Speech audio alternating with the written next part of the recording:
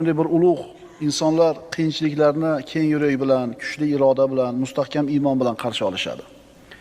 Agar birodar sen bilan men ham ustimizga kelayotgan qiyin, mashaqqatli kunlarga sabr qilmasak, sabrdan boshqa nima qila olamiz? Bundan boshqa qanaqa yo'l bor?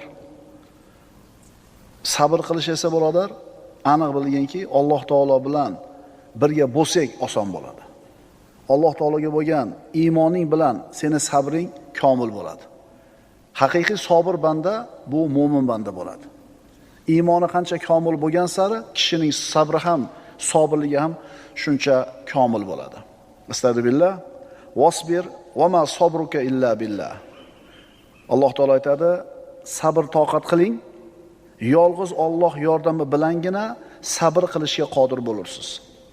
Mana aytdik, Allohga iymoni komil insonni sabri ham komil bo'ladi.